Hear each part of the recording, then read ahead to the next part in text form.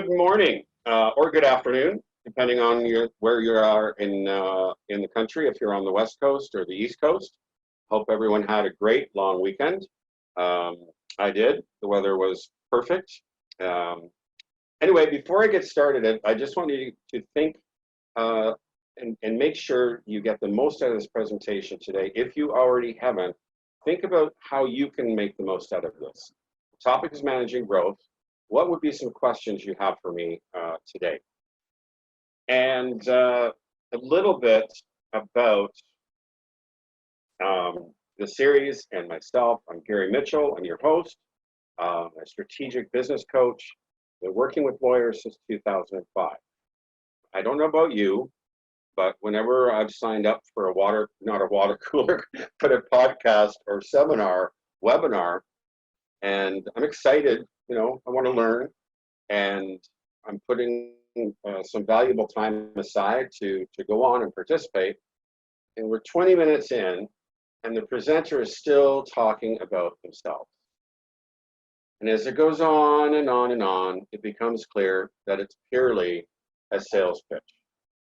I don't know about you, but that really ticks me off. Well, folks, we don't operate that way.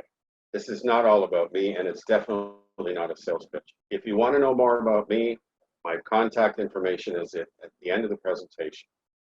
This is number 4 in our water cooler law series of podcasts.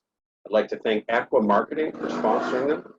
As you can see from the slide, the upcoming topics are there.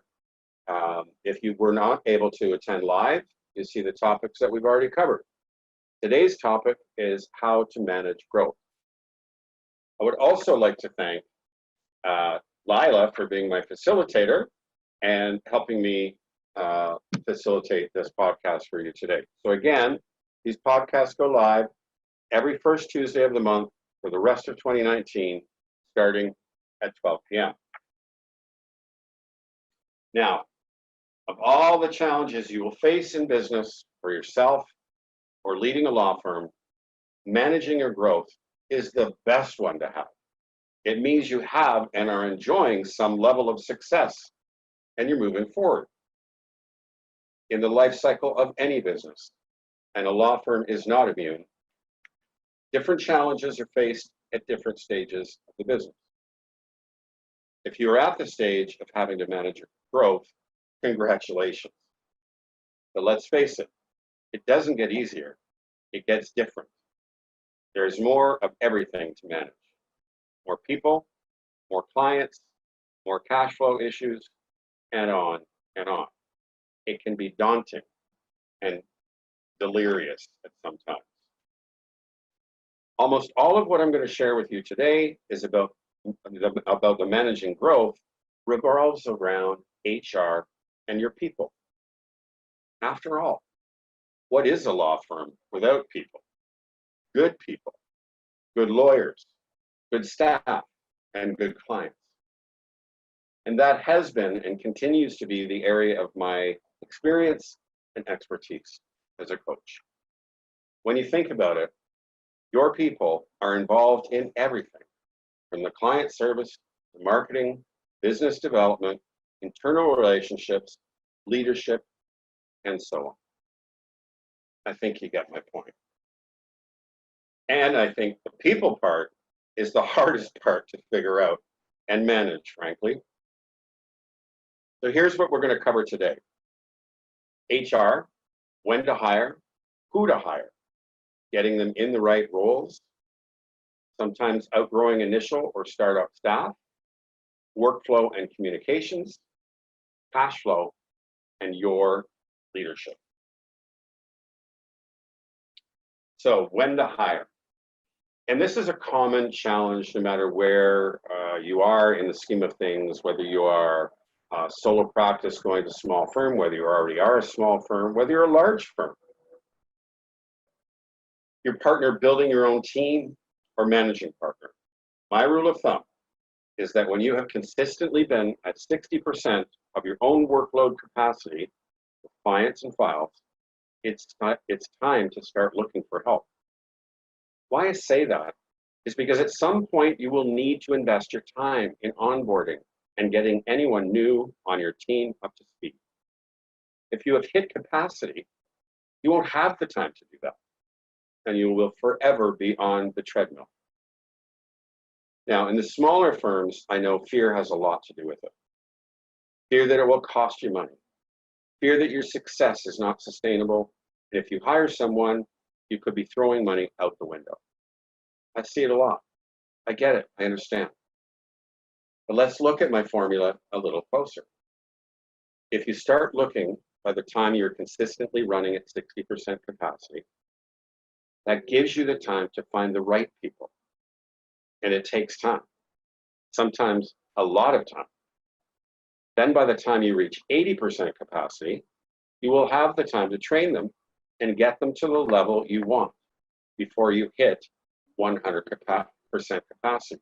Don't forget, when you're growing and you're in a leadership role, you've got your own client work, but then you've got your leadership work as well. And you don't want to be going over 100% capacity consistently. It happens, but you don't want to be doing it all the time.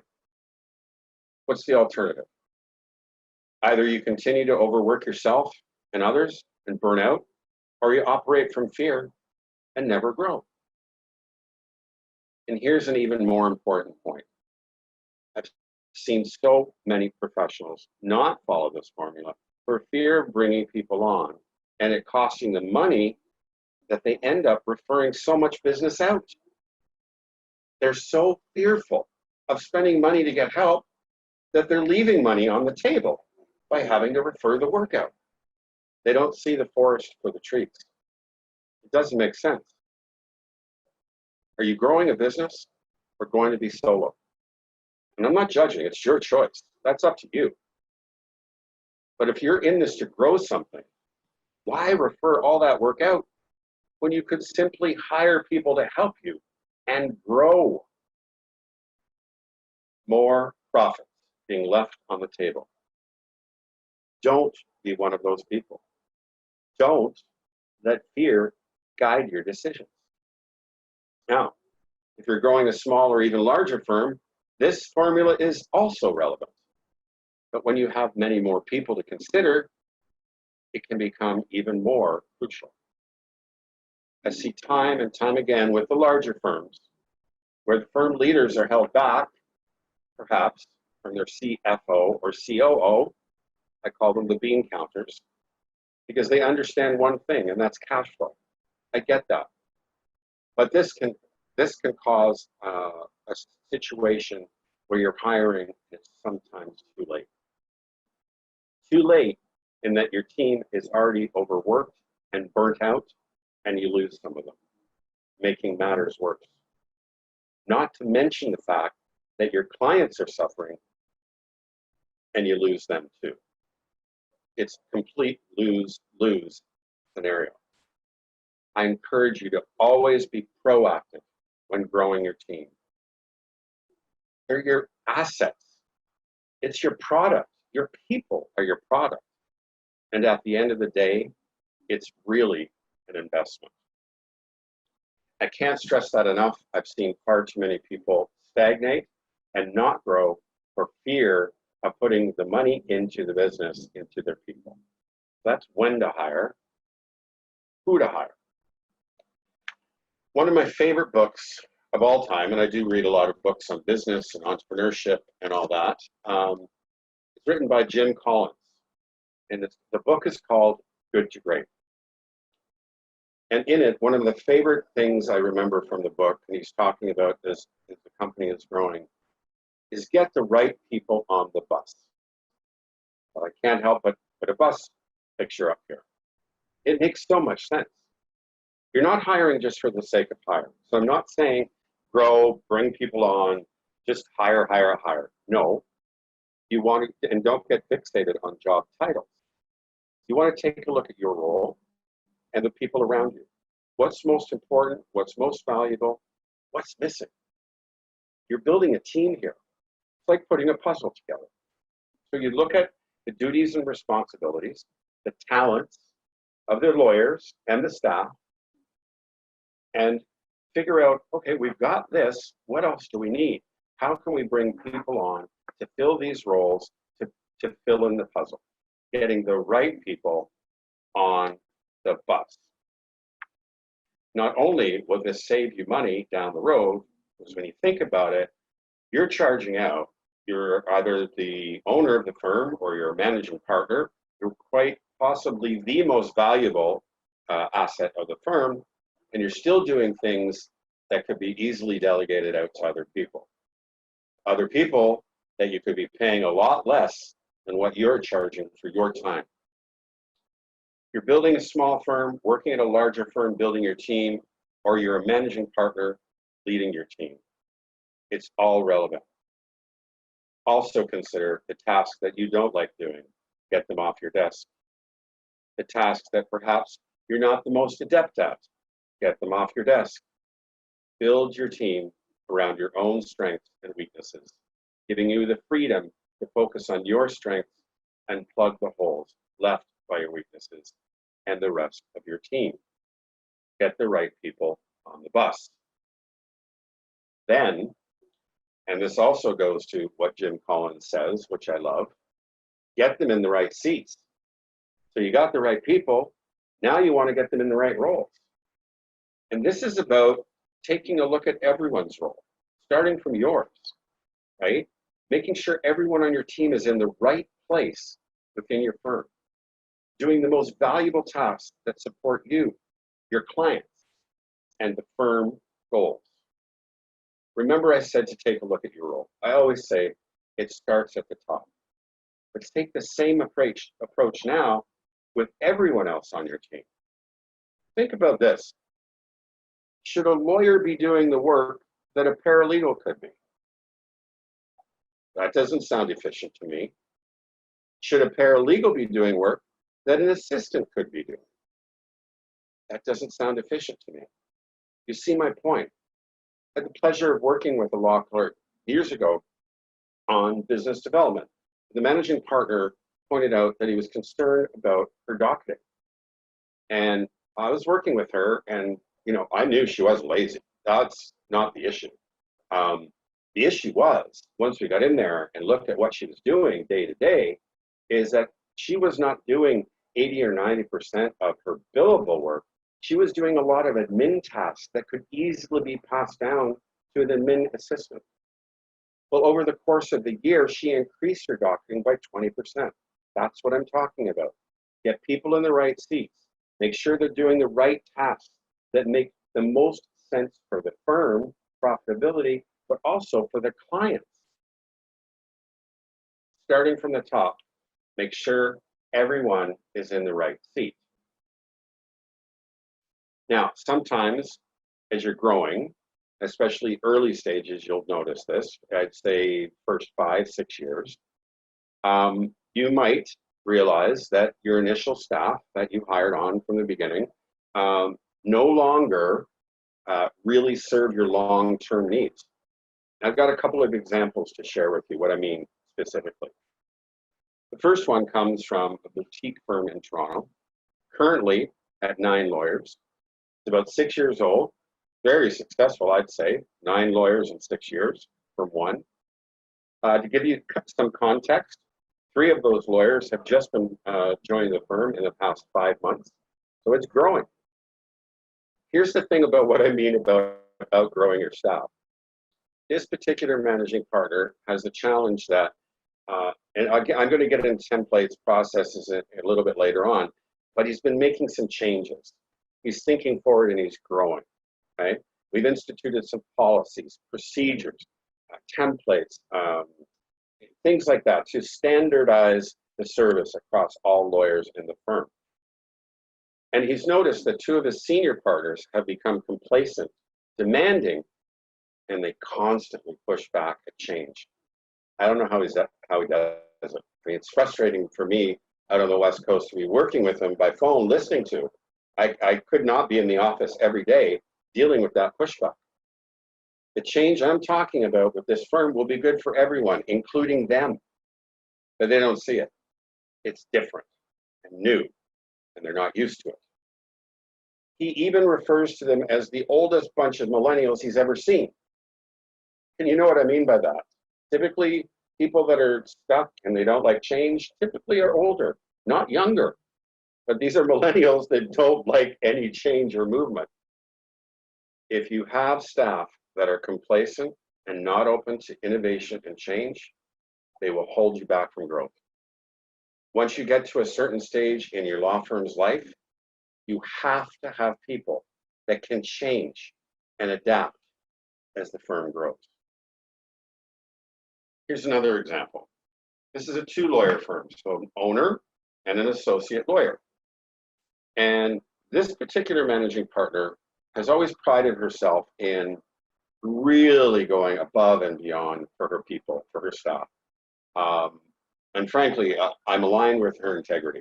I believe it. But this is very typical in early startup businesses, not just law firms, where we have an idealistic view that other people are going to step up as much as we are, and they're going to care as much as we are. And so she's growing, and she's starting to realize some issues. One of her senior paralegals that she inherited from another practice she bought out hasn't been profitable in some time. And out of loyalty, she, the managing partner, has kept her on. That's a difficult situation. She has another paralegal that has totally become too complacent and comfortable and pushes back at almost anything, and sometimes to the point of being rude. She started out great, but lately her attitude has shifted for the worse. Here's the thing. Sometimes your goals and where you want to take your firm will outgrow your staff. That's the problem. Now, let's take a look at the solutions. And there's two main solutions here, and I put them up at the same time because they go hand in hand. And I believe the best approach here is that you do them at the same time. So I'll talk hiring first. The first part of the solution is, as I've mentioned before, is when you're in growth mode, you must always have your eyes open for new talent, both staff and lawyers. There's no law that says you have to hire everyone that sends you a resume. But by gathering the information, it's building a safety net for you, and we'll talk about that in the second part. But without going overboard, keeping your eye on the numbers, be prepared to hire on new people when you find them to be outstanding. Again, your business is about talent. Your talent is the product. The talent serves your clients. You can't have clients without your talent. Now, the templates and systems. If you don't have policies and procedures already firmly in place, I believe you should get that going right now. What's going to happen is, as you standardize the service, your principles, your mission, how you want to serve your clients, the way each practice is, each file is delivered, and all of that, it's helping you scale up. It's helping you it's going to help you put the systems in place when you bring on new people. But the funny thing here is that when you go through these processes, building these processes and policies and manuals and templates, the staff will push back on these changes, will become so obvious to you. And it happens. It's happened in both these two examples. It's because it's now not loosey-goosey. There's a format. We're getting serious. You're growing your firm. So it may seem chicken and egg, but carefully managed, this will dramatically reduce your stress and help you manage your growth. So always keep an eye out for new talent, but be building the systems, the processes, procedures, so you're able to scale up, bring new people on, and grow. Questions? Yes, I have one. You're talking about making sure you have the right people in the right seats. Now, for example, say you have several paralegals, and how do you find out who is best set up for what? Like maybe one prefers doing tax-related law, another prefers doing family law. How would you go about identifying each one's strengths and weaknesses to make sure that everybody is doing the jobs that they like the best so that you'll get the most production out of them? Okay, that's a very good question. I have a couple things to address there, especially say you bring in a new paralegal on, okay? I've been doing a lot of onboarding work with different firms on this in this area. Instead of waiting for 6 months, you do your first review at 1 month. So you're gauging, the lawyers are involved, the office manager is involved, if depending on the management, they're all involved, and so you get them early and you find out. But most importantly, you sit down and ask them, have they figured out, do they have an interest? Is there a specific practice area where they are aligned with or they're attracted to?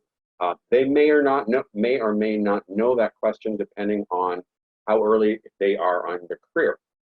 The second thing is, when you're doing these reviews, and it's another mistake I see all the time. People that do yearly reviews, not good enough. If you're bringing someone new on board, you do a 1 month review. You do a 3-month review, and you do a 6-month review. After that, it's every 6 months. So your people that have been with you, on after 6 months, they're reviewed every 6 months. This gives both the paralegal, the lawyer, and management the opportunity to address any issues, deal with them, and move on. So it's communication, it's fair to the employee, and it's great for the firm. Did that answer that? Yes, but it gave me a follow-up question. Okay. Think about from the reverse. Somebody that's been with your firm for, say, 6 years. They've always worked on tax. They love it, but they're getting burnt out. How do you encourage them to communicate that they need something fresh, that they need to be able to do something different to re-energize? Again, I would take care of that first in a one-on-one, but if not, definitely at a review. And in the questions you ask them ahead of the review to fill out, how satisfied are you in your role? Is there anything you'd like to change? It all comes down to communication and communicating with your employees and being in touch with them. And I'll talk about communication. Actually, it's the next section, ironically. And I find that it's really lacking. And it's not just law firms, it's in business and in life that communication is so underrated. So why don't we actually go into that next section, because that's an excellent segue. Okay. The next thing I want to talk about this as you grow is looking at how teams work and how they communicate and the challenge. This is really interesting because I'm working with an office manager. I'm coaching the office manager. She's a new office manager, and she's, oh my God, she's so, this managing partner is so fortunate to have her. She's got great instincts, natural instincts, and she acts on them. She's a true leader, and it's a pleasure working with her. And that's my role, is helping to develop her leadership skills. So working with her, while she was describing her approach to follow-up staff and lawyers on file work, became obvious to me that the paras and lawyers weren't communicating often or effectively with each other. Very, very common. And I find the communication to be one of the most underrated and least focused on in business and in life. And I'm not kidding on that. So, one solution. I suggested to the managing partner that we introduce a new firm-wide policy of regular weekly file review meetings with each team. So the para and the lawyer take about 30 minutes to sit down and review the files in play. What are next steps? What's the top priority? What has to be done right away and what can wait? I suggest this take place either Wednesday or Thursday in the morning, so there's time in the week left before Friday afternoon to get the work done and the files out before the end of the week. And why I say that, because it's the typical thing that you would do this on a Friday. Well, there's not much you can do with only a few hours left in the week. So doing the file review meetings every Wednesday. Now, in a very short period of time, this has proven very successful in moving the files forward. And this is all related, it actually goes into, I'm skipping ahead, but we'll come back to it. This will relate to cash flow down the road. Here's the thing, it's great to have a heavy file load, but if the files aren't moving forward, in a lot of cases, that means stalled cash flow. And the more you grow, the more you're exposed to expenditures, outlays, and salaries if your files aren't moving forward. But most importantly, the feedback from the lawyer, positive. From the para, positive. From the office manager, positive. From the managing partner, positive. Everybody's happy with this new format. Now, this another client, that's in a smaller firm, okay? And that's in a team of a lawyer and a para. Here's another example of using this strategy. A partner at a national firm, and he's at the point where he's got a team. He's got another lawyer on his team, at least one. I think they're hiring another one. He's got 2 paras and an assistant. And we introduced this to him, and he's taking them out for coffee. So they won't sit down in the office, they'll go out for coffee once a week, and they will discuss what's going on, what are the priorities, who's doing what, who's waiting for what from who, and basically communicate with each other. People rely far too much on email and text. Email and text are great for short things, but sometimes the only way to move things forward is face to face. And if you get in there and you're dedicated to keep it to 30 minutes, you'll get great results. This partner has experienced a dramatic increase in productivity, client satisfaction, and team engagement. Now, the first example I gave you, right, of the para and the lawyer working together, was with a firm that works on contingency. And so that leads me into my next section, being cash flow. When you're operating a practice or a firm on a contingency basis, your attention to cash flow must be accurate and bang on. Well, you can assign the back end and numbers to your bookkeepers. You need to focus on making sure the files are moving. You, meaning the leading lawyer, the owner of the firm, the managing partner, wherever you are in the scheme of things in your firm, when you're leading it. Now, it's great to have a large file load, but if you're not moving, it puts you in a very vulnerable position. When you grow, this is something that needs even more attention as you have increased obligations, expenditures, salaries, and so on. Your team needs to know and understand this part of the business. They get paid every 2 weeks, no matter what, but the firm only gets paid if and when a case gets settled. Sometimes those cases take a long time to get settled. I advise this to be communicated regularly and informally so they understand fully what this means. One client example here is this client has monthly lawyer lunches. This is exactly the kind of topic that can be brought up and reminded of the lawyers. Sometimes the lawyers want to learn more about the business side. That's the business side, right? So you get the right people on board, you get the right people in their seats, you create the systems and templates and procedures, you get people talking to each other and communicating and meeting with each other regularly.